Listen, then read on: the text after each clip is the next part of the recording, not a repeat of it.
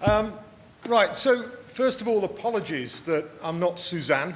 She asked me to stand in at late notice, and apologies if I don't always answer every question with massive authority. I've been with the business for 3 weeks, so no tricky questions at the end if you wouldn't mind.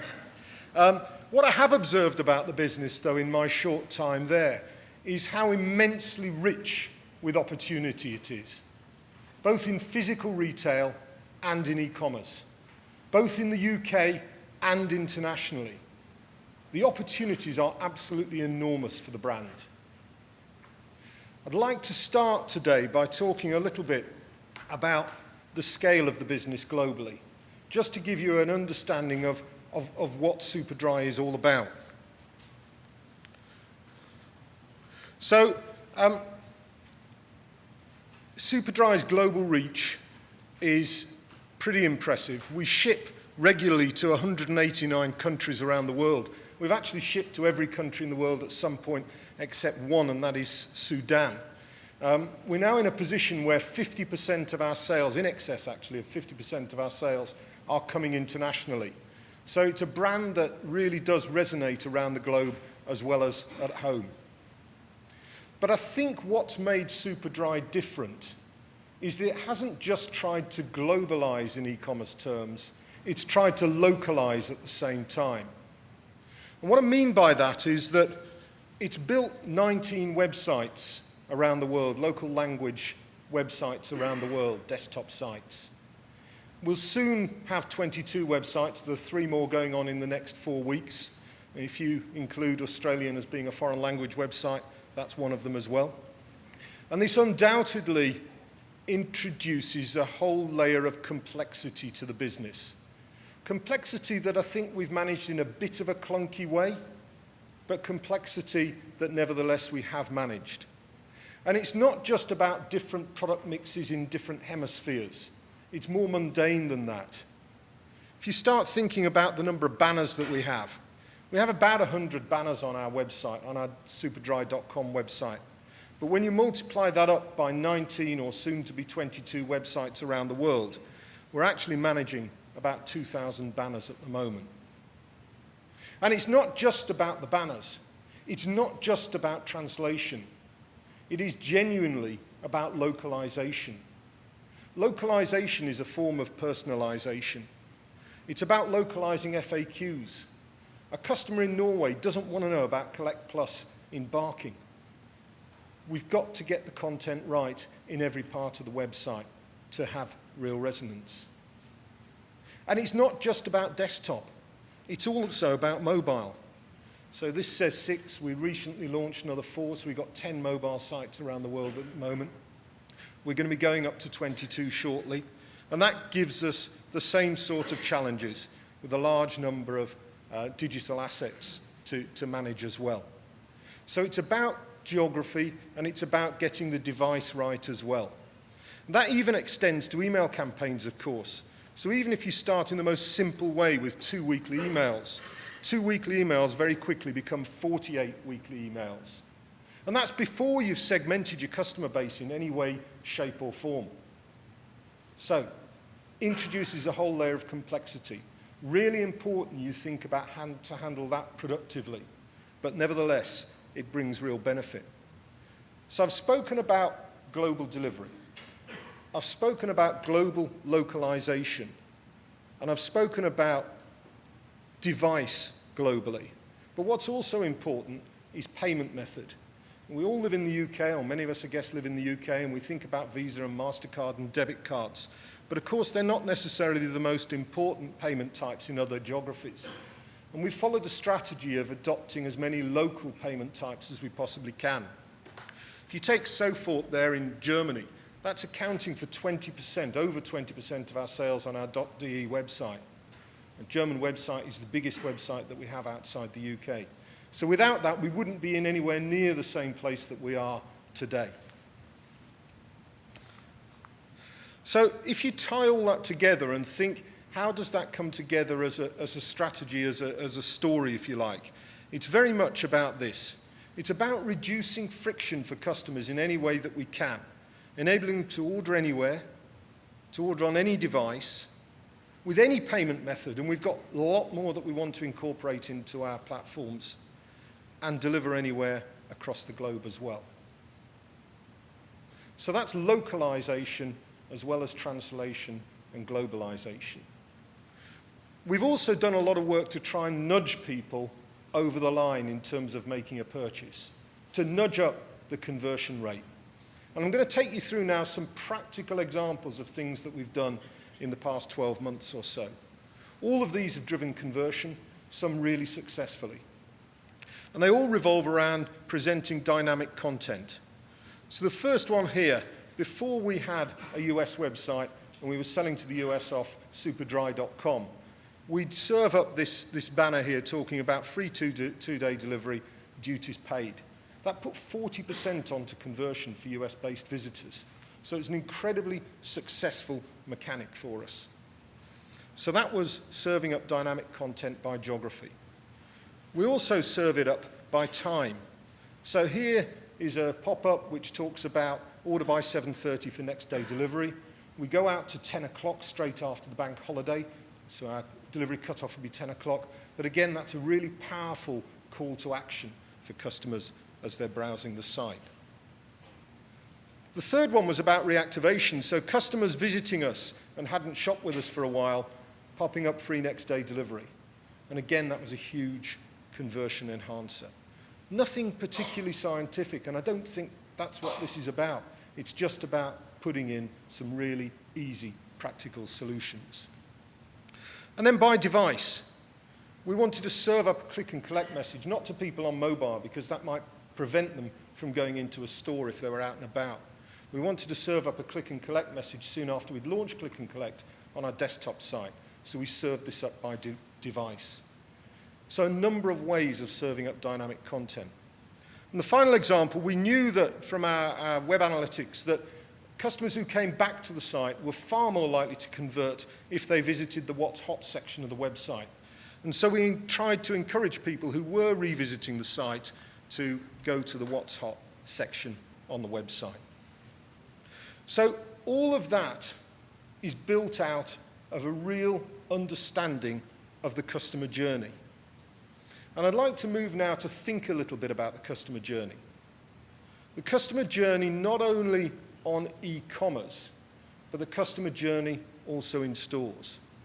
Be it multi-channel, omni-channel, whatever you want to call it, cross-channel, the customer journey. But let's start with e-commerce. So we'll all have our models for thinking about a customer journey, but one we use is this one. We think of our business like this. We organize ourselves like this. We measure ourselves like this. Clearly in e-commerce, we start with acquisition and retention. Saw a Forrester stat the other day that said that we all spend, combined sense, £80 on acquisition for every pound that we spend on retention. That's an incredible stat. And it's always very easy, I think, when you're in a growing small business to think, I've just got to fill the bucket. I've got to get more people in. But as our businesses mature, we have to start thinking much more seriously about retention. We then think about what we sell, the product.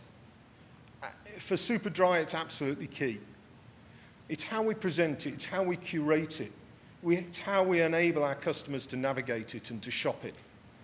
It's how we have filtering and facets down the side. It's understanding how customers use our website and changing it for customers who want a different experience.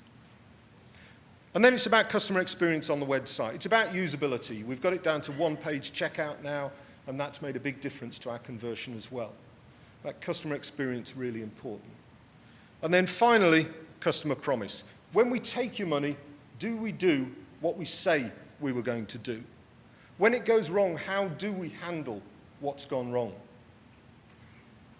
So you'll all have models built around that sort of customer journey in e-commerce. And I think what's significant about e-commerce is it's a very well-structured journey. It's a very well-thought-out journey. It's analyzed to death to get incremental improvements in conversion, in basket value, in retention. But the same isn't necessarily true of our stores.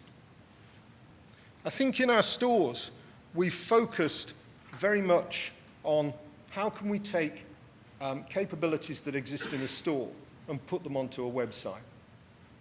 So a great example of that would be a fitting room. There are a lot of people working on how do we come up with a fitting room solution that works as well online. But actually, maybe we should be thinking about it the other way as well. What best practices are there online that we can take into the physical world? Why can't we think in terms of visits? Why can't we think in terms of bounce in stores? Why can't we think in terms of conversion, taxonomy, and flow? The tools to do this are out there now. You've got free space navigation, and you've got M-payments, which are both things that will help us get an understanding of that customer journey. Some real best practice been developed over the years, over the past 15 years in e-commerce, that we could really learn from if we started to analyze our shoppers' journeys in store with the same rigor that we do online. What that will then enable us to do is to express our customer journey in the store in the same currency, if you like, as we express the customer journey online. And that will enable us to bring the two channels together and to stop thinking about customer journeys in terms of separate channels, but to think about a combined journey across channels. So to think of it from a customer angle rather than from a channel angle. So shopping used to be personal. If you think back to the 50s or 60s and you think of the grocer, the greengrocer, the butcher and the baker, they provided a personalized service. They had their own CRM campaigns. The grocer might say to a customer, I know you love cheese, I've had this mature cheddar in, why don't you taste it? That was CRM. The direct marketing industry continued to keep shopping personal. They had to because of the high variable costs associated with each transaction. But normal mainstream retail moved away from personalization. Big box retail meant that we didn't personalize, we depersonalized shopping. It was then systematically repersonalized with things like Clubcard and Nectarcard. And then the web came along. And the web, certainly in its early stages, depersonalized shopping again because of the global blanket power of websites and of email. We're now repersonalizing it online, but we've got to truly repersonalize a cross-channel journey. We've got to repersonalize it from a customer angle, not from a channel angle. Now, it's at times like this that concerns about privacy come up, and I guess they've always existed, even in those early days of the greengrocer, the grocer, and the baker, and the butcher. But depending on which survey you look at, between 2/3 and 3/4 of all customers would sacrifice some elements of privacy in return for benefit. And that's where the focus has got to be. The focus has got to be on creating benefit. Benefit for customers in terms of money, in terms of time, or perhaps in terms of convenience. You've only got to look at things like Google Now and how people are such strong advocates of it, users of Google Now are such strong advocates of it, to know that people will sacrifice some privacy as long as there is benefit. And I think that's where the secret is. I think what we've all got to do is personalize first and foremost for customer benefit, not for short-term transactional benefit. If we look after the customer in the short term, the returns will come in the longer term. And building loyalty is far more important to a long-term sustainable business than securing a short-term transaction. Thank you very much.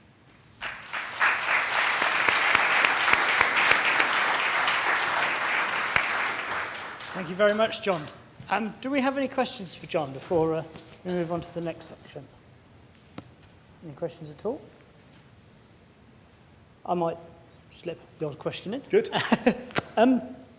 You mentioned fairly briefly at the end around the store experience. Are your store colleagues really embracing this this overall view of the brand that actually you can be more personal with the people that are coming through your door?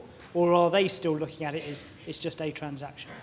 No, it's still just a transaction, and winning the hearts and minds of colleagues in stores is a really important first step to securing an experience for a customer that is truly seamless across the channels. And there are a number of tactics and strategies that you can use to do that, but I think every business has got to really have a plan to deliver and land that, so that their interests are really aligned with what the company wants to do. If you think about e-commerce businesses, a lot of them, when they were small, grew up almost as skunk works in silos and small parts. And as they grow, they have to become more integrated, both in stores and in head offices. And I think that's kind of the journey that a lot of businesses are on at the moment. Yes, please.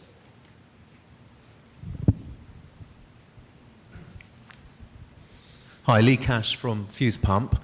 I just wondered, you talked about a number of variables that you have, obviously lots, where you've got devices, countries, and then segmentation, potentially. Do you do sort of multivariate A/B testing within that environment? And how particularly challenging is that when you've got so many variables to start with? Yes, we do. I wouldn't pretend that we were kind of role model at it. I think there's a distance to go. The business is really well geared up to the mindset, though, that we've got to think internationally, not just UK. So you don't get away with having a conversation about, well, should we A/B test this for Superdry.com and don't worry about the US or China or anything else. That sort of conversation doesn't happen. So the tests that we do are truly global. I just think the volume and the ambition that we have around those tests is something that I want to turn the volume up on. Please, James. Hi, James Roper, IMRG. I'm sitting on a panel for the government looking at the high street. One of the big questions is, how do you allocate the value of the proportion of a sale if it's multi-channel? Returns through stores, pick-up, click and collect, all of that. Can you comment at all on how you're thinking about that, acting on that? Yeah, we've done a couple of things in its early days, and I think you do have to share the economic benefit with the people who run the stores. Otherwise, hearts and minds aren't in it, and that's completely understandable. So step one, we have kiosks in about 12 stores at the moment, simply an iPad with a chip and pin card reader on the back. And we're going to be crediting those sales to the individual stores, so that it won't be a benefit to e-commerce at all, but that kind of doesn't matter. It's about the bigger corporate entity. I think the other one is then that there are kind of two mentalities you can have on click and collect parcels. One, it's a customer service and stores should just provide it.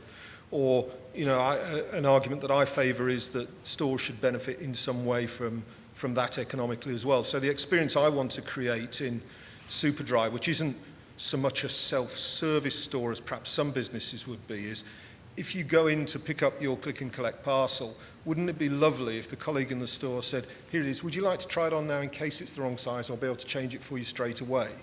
Whereas if you're not giving them some benefit, it's very much there's your parcel, off you go.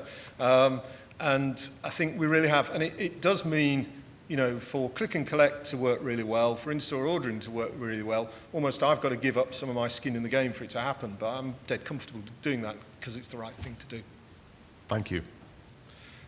Any more questions for John before we move on? No? John, thank you very much for your time. Thank you. Thank you.